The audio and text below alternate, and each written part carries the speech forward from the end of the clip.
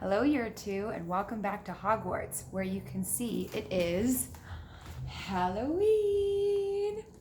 That's the Great Hall behind me, where all the students eat their food. And you can see it's decorated with floating pumpkins and lots of different treats here for them to eat. Jack-o'-lanterns, bats flying all over the place, green fire. It looks pretty spooky. So, I'm going to start by showing you the picture of the pumpkin and the tarantula at the beginning of our chapter, which is called Halloween. Malfoy couldn't believe his eyes when he saw that Harry and Ron were still at Hogwarts the next day, looking tired but perfectly cheerful. Indeed, by the next morning, Harry and Ron thought that meeting the three-headed dog had been an excellent adventure, and were quite keen to have another one. In the meantime, Harry filled Ron in about the package that seemed to have been moved from Gringotts to Hogwarts, and they spent a lot of time wondering what could possibly need such heavy protection. "It's either really valuable or really dangerous," said Ron. "Or both," said Harry. But as all they knew for sure about the mysterious object was that it was about 2 inches long. They didn't have much of a chance of guessing what it was without any further clues. Neither Neville or Hermione showed the slightest interest in what lay underneath the dog and the trapdoor. All Neville cared about was never going near the dog again. Hermione was now refusing to speak to Harry and Ron, but she was such a bossy know-it-all that they saw this as an added bonus. All they really wanted now was a way of getting back at Malfoy, and to their great delight, just such a thing arrived with the post about a week later. As the owls flooded into the Great Hall as usual, everyone's attention was caught at once by the long, thin package carried by 6 large screech owls. Harry was just as interested as everyone else to see what was in this large parcel, and was amazed when the owls soared down and dropped it right in front of him, knocking his bacon to the floor. They had hardly fluttered out of the way when another owl dropped a letter on top of the parcel. Harry ripped open the letter first, which was lucky because it said, "Do not open the parcel at the table. It contains your new Nimbus 2000, but I don't want everybody knowing you've got a broomstick or they'll all want one. Oliver Wood will meet you tonight on the Quidditch pitch at 7 o'clock for your first training session. Signed, Professor M. McGonagall." Harry had difficulty hiding his glee as he handed the note to Ron to read. "A Nimbus 2000?" Ron moaned enviously. "I've never even touched one." They left the hall quickly, wanting to unwrap the broomstick in private before their first lesson. But halfway across the entrance hall, they found their way upstairs, barred by Crabbe and Goyle. Malfoy seized the package from Harry and felt it. "That's a broomstick," he said, throwing it back to Harry with a mixture of jealousy and spite on his face. "You'll be for it this time, Potter. First years aren't allowed them." Ron couldn't resist it. "It's not any old broomstick," he said. "It's a Nimbus 2000. What did you say you've got at home, Malfoy? A Comet 260? Ron grinned at Harry. "Comets look flashy, but they're not in the same league as a Nimbus." "What would you know about it, Weasley? You couldn't afford half the handle." Malfoy snapped back. "I suppose you and your brothers have to save up, twig by twig." Before Ron could answer, Professor Flitwick appeared at Malfoy's elbow. "Not arguing, I hope, boys?" he squeaked. "Potter's been sent a broomstick, Professor," said Malfoy quickly. Here is a picture of the broomstick and the letter.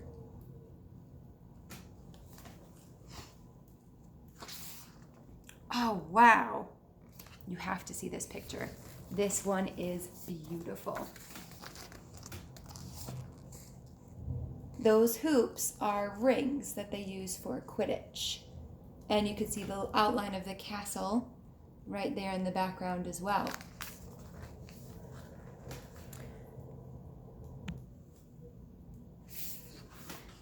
Yes, that's right," said Professor Flitwick, beaming at Harry. "Professor McGonagall told me all about the special circumstances, Potter." "And what model is it?" "A Nimbus 2000, sir," said Harry, fighting not to laugh at the look of horror on Malfoy's face. And it's really thanks to Malfoy here that I've got it, he added. Harry and Ron headed upstairs, smothering their laughter at Malfoy's obvious rage and confusion. Well, it's true, Harry chortled as they reached the top of the marble staircase. If he hadn't stolen Neville's Remember-All, I wouldn't even be in the team. So I suppose you think that's a reward for breaking the rules? Came an angry voice from just behind them. Hermione was stomping up the stairs, looking disapprovingly at the package in Harry's hand. I thought you weren't speaking to us, said Harry. Yes, don't stop now, said Ron. It's doing us so much good. Hermione marched away with her nose in the air. Harry had a lot of trouble keeping his mind on his lessons that day. It kept wandering up to the dormitory where his new broomstick was lying under his bed, or straying off to the Quidditch pitch where he'd be learning to play that night. He bolted his dinner that evening without noticing what he was eating. Then he rushed upstairs to Ron to unwrap the Nimbus 2000 at last. Wow, sighed Ron as the broomstick rolled onto Harry's bedspread. Even Harry, who knew nothing about the different brooms, thought it looked wonderful. Sleek and shiny with a mahogany handle, it had a long tail of neat, straight twigs and Nimbus 2000 written in gold near the top. As 7 o'clock drew nearer, Harry left the castle and set off towards the Quidditch pitch in the dusk.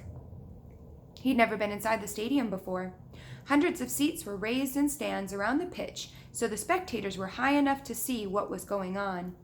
At either end of the pitch were 3 golden poles with hoops on the end.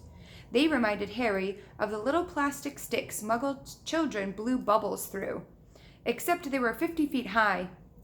Too eager to fly again to wait for wood, Harry mounted his broomstick and kicked off from the ground. What a feeling! He swooped in and out of the goalposts and then sped up and down the pitch. The Nimbus 2000 turned wherever he wanted at his lightest touch. Hey, Potter, come down! Oliver Wood had arrived. He was carrying a large wooden crate under his arm, and Harry landed next to him. Very nice, said Wood, eyeing his eyes glinting. I see what McGonagall meant. You really are a natural. I'm just going to teach you the rules this evening, and then you'll be joining team practice 3 times a week. He opened the crate. Inside were 4 different size balls. Right, said Wood. Now, Quidditch is easy enough to understand, even if it's not that easy to play. There are 7 players on each side. 3 of them are called chasers. Okay, 3 chasers, Harry repeated as Wood took out a bright red ball about the size of a football. This ball's called the quaffle, said Wood. The chasers throw the quaffle to each other and try to get it through one of the hoops to score a goal. 10 points every time the quaffle goes through one of the hoops. Follow me? The chasers throw the quaffle and put it through the hoops to score, Harry recited. So that's sort of like basketball and broomsticks with 6 hoops, is it? Well, what's basketball? Said Wood curiously. Oh, never mind, said Harry quickly. Now, there's another player on each side that's called the keeper. I'm keeper for Gryffindor. I have to fly around the hoops and stop the other teams from scoring. 3 chasers, 1 keeper, said Harry, who was determined to remember it all. And they play with a quaffle? Okay, I got that. So what are they for? He pointed at the 3 balls left inside the box. Oh, I'll show you now, said Wood. Take this. He handed Harry a small club, a bit like a rounder's bat. Now, rounders is a game they play in the UK, which is kind of like baseball, but the bat is shorter and a little bit fatter. Let's see. I'm going to show you what the bludgers do, Wood said. These 2 are bludgers. He showed Harry 2 identical balls, jet black and slightly smaller than the red quaffle. Harry noticed that they seemed to be straining to escape the straps holding them inside the box. Stand back, Wood warned Harry. He bent down and freed one of the bludgers. At once, the black ball rose high in the air and then pelted straight at Harry's face. Harry swung at it with the bat to stop it from breaking his nose and sent it zigzagging away into the air. It zoomed around their heads and then shot at Wood, who dived on top of it and managed to pin it to the ground. "See?" Wood panted, forcing the struggling bludger back into the crate and strapping it down safely. The bludgers rocket around trying to knock players off their brooms. That's why you have 2 beaters on each team. The Weasley twins are ours. It's their job to protect their team from the bludgers and try and knock them towards the other team. So, think you got all that? 3 chasers try and score with the quaffle. The keeper guards the goalposts. The beaters keep the bludgers away from the team. Harry reeled off. "Oh, very good," said Wood. Have the bludgers ever killed someone?" Harry asked, hoping he sounded offhand. "Never at Hogwarts. We've had a couple of broken jaws, but nothing worse than that. Now, the last member of the team is the Seeker. That's you. And you don't have to worry about the quaffle or the bludgers. Well, unless they crack my head open. Don't worry, the Weasleys are more than a match for the bludgers. I mean, they're like a pair of human bludgers themselves." Wood reached into the crate and took out the 4th and last ball. Compared with the quaffle and the bludgers, it was tiny. About the size of a large walnut. It was bright gold and had little fluttering silver wings. "This," said Wood, "is the golden snitch, and it's the most important ball of the lot. It's very hard to catch because it's so fast and difficult to see. It's the Seeker's job to catch it. You've got to wave in and out of the chasers, beaters, bludgers, and quaffle to get it before the other team's Seeker does.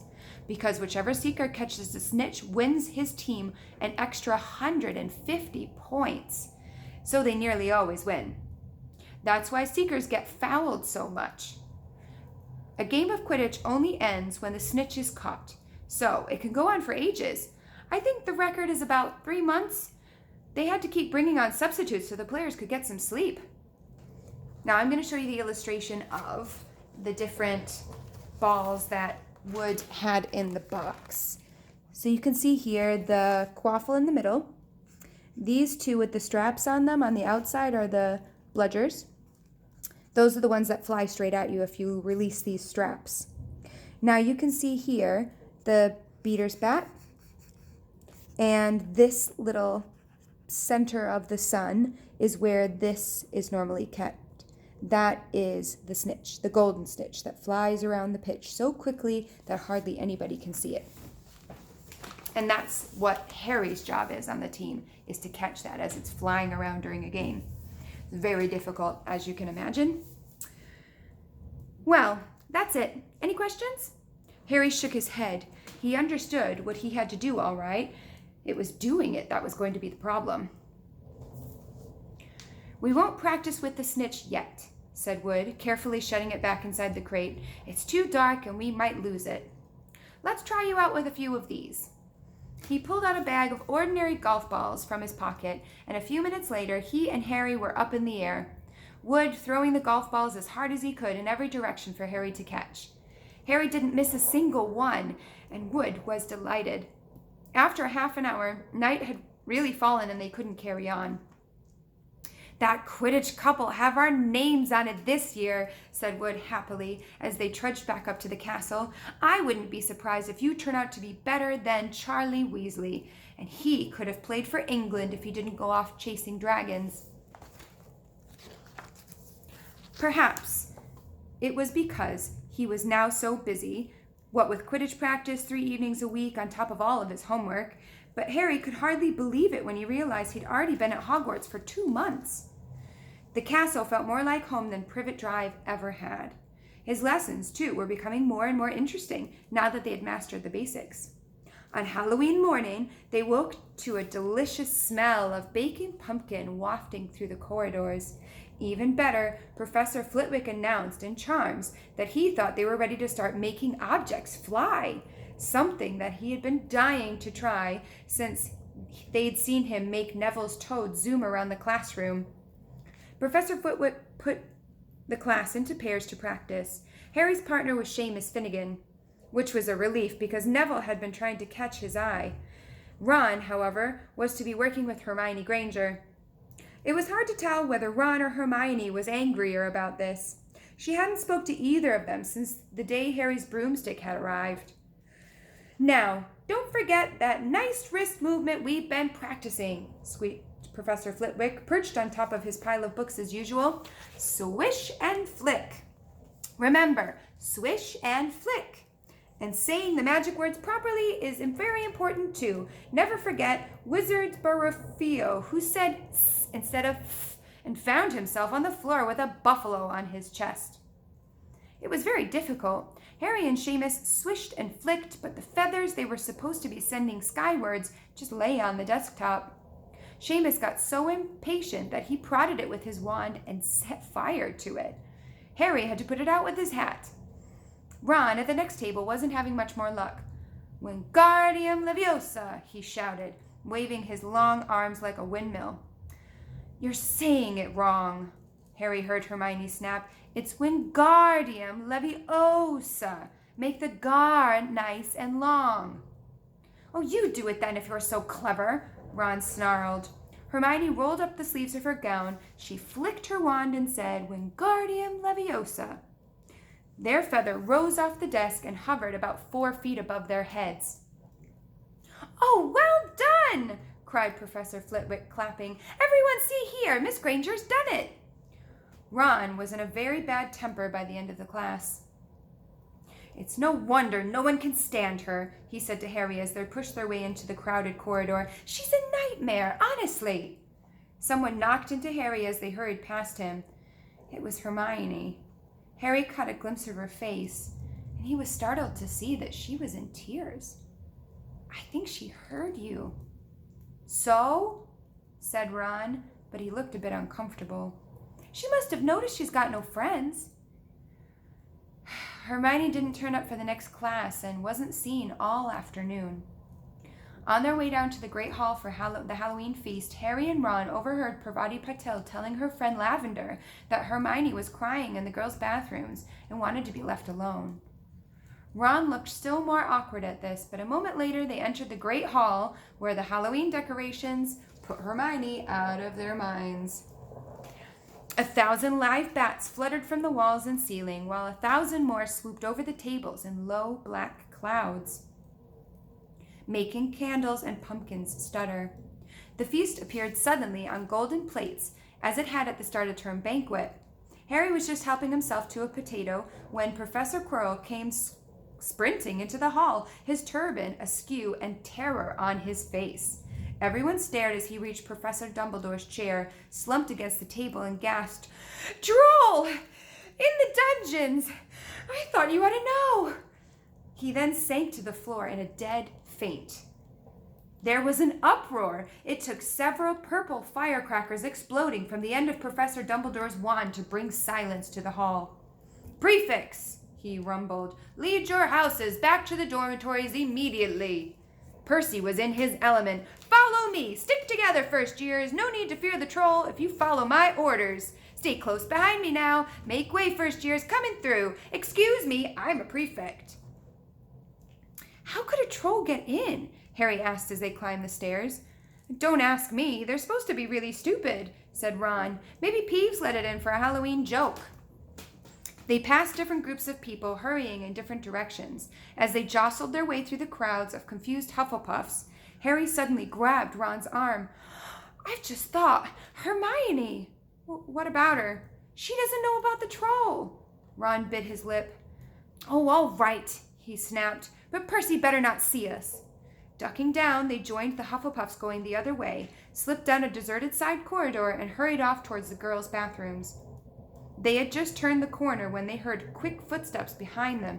Percy! Hissed Ron, pulling Harry behind a large stone griffin. Peering around it, however, they saw not Percy, but Snape. He crossed the corridor and disappeared from view. What's he doing? Harry whispered. Why isn't he down in the dungeons with the rest of the teachers? Search me. Quietly as possible, they crept along the next corridor after Snape's fading footsteps. He's heading for the 3rd floor, Harry said, but Ron held up his hand. Can you smell something? Harry sniffed, and a foul stench reached his nostrils, a mixture of old socks and the kind of public bathroom that nobody seemed to clean. Ooh. And then they heard it. a low grunting, and the shuffling footfalls of gigantic feet. Ron pointed. At the end of the passage to the left, something huge was moving towards them. They shrank into the shadows and watched as it emerged into a patch of moonlight. It was a horrible sight. 12 feet tall, its skin was dull granite gray, its great lumpy body like a boulder with its small bald head perched on top like a coconut. It had short legs, thick as tree trunks with flat, horny feet. The smell coming from it was incredible. It was holding a huge wooden club which dragged along the floor because its arms were so long. The troll stopped next to a doorway and peered inside. It waggled its long ears, making up its tiny mind, and then slouched slowly into the room. Have a look at this troll here. This illustration is fantastic. You can see him thinking, right? With his tiny coconut head brain. The key's in the lock, Harry muttered. We could lock it in.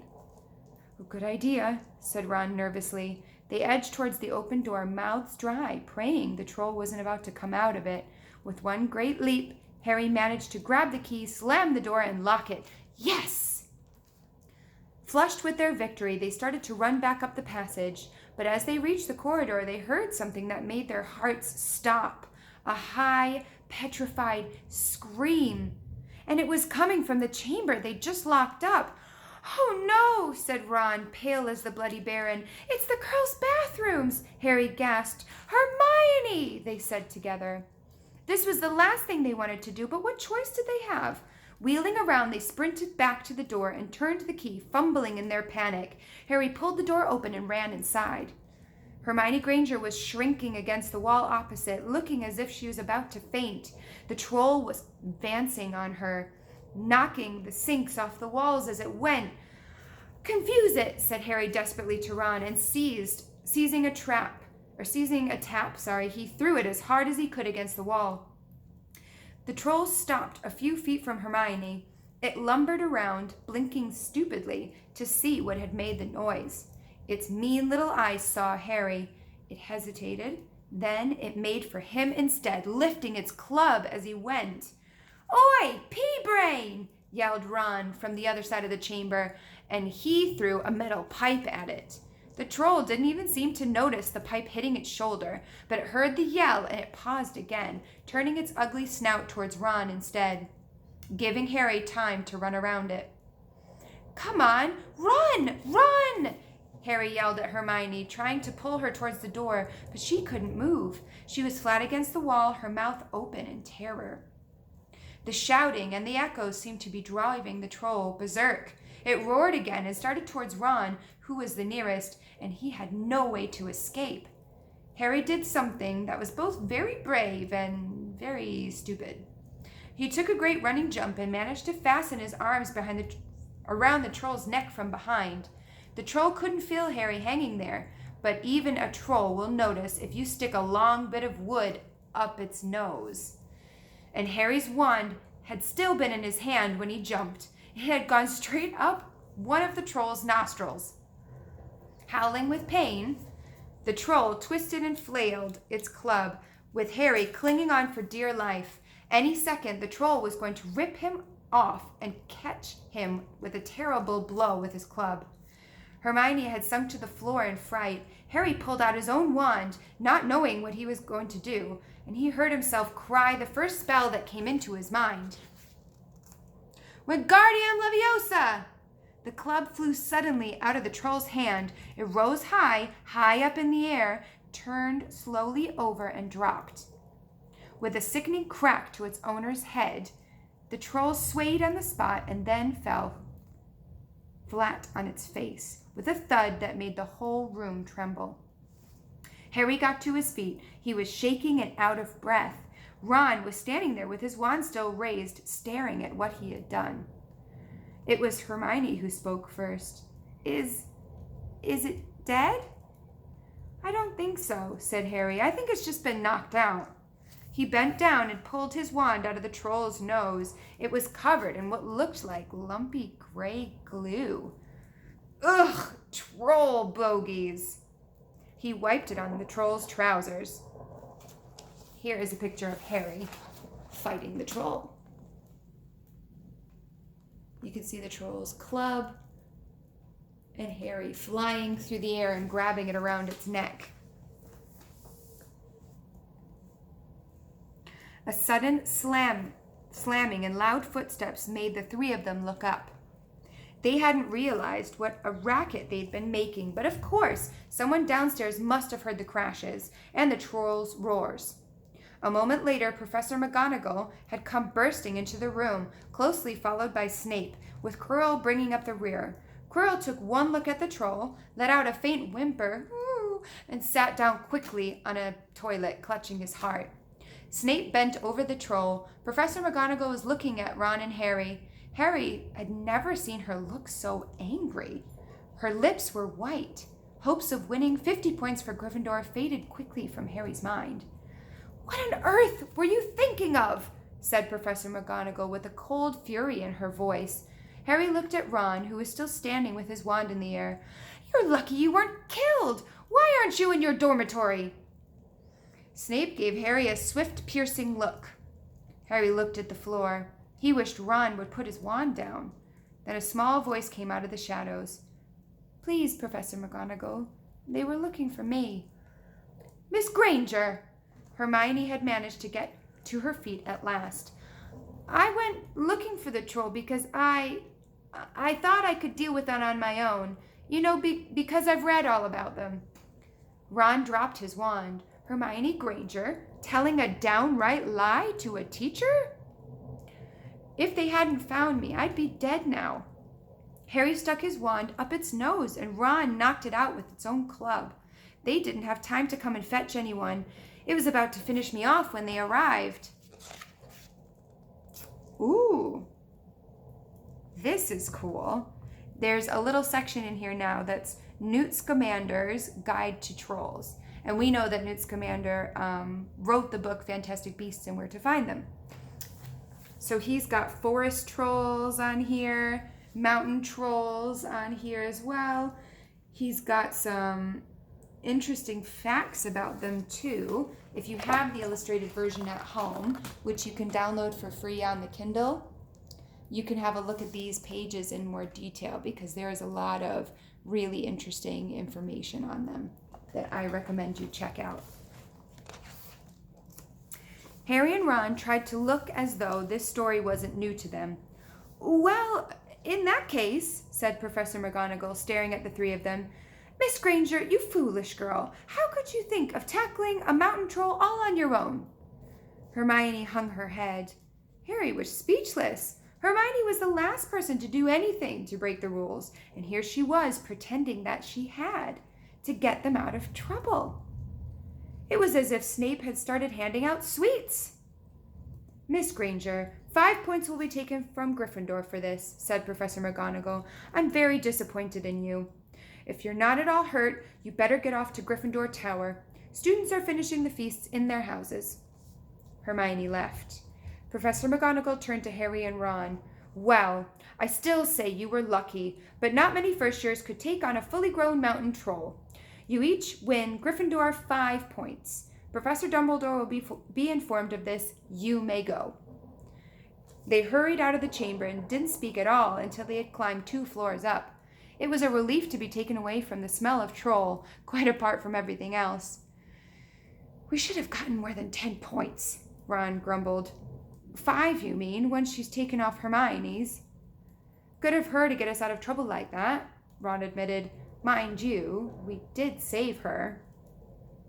"She might not have needed saving if we hadn't locked the thing in with her," Harry reminded him. They reached the portrait of the fat lady. "Pig snout," they said, and entered. The common room was packed and noisy. Everyone was eating the food that had been sent up. Hermione, however, stood alone by the door waiting for them. There was a very embarrassed pause. Then, none of them looking at each other, they all said, "Thanks," and hurried off to get their plates. But from that moment on, Hermione Granger became their friend. There are some things you can't share without ending up liking each other. And knocking out a 12-foot mountain troll is one of them. All right, that's the end of our chapter. I hope you enjoyed joining me here at Hogwarts for Halloween. See you later.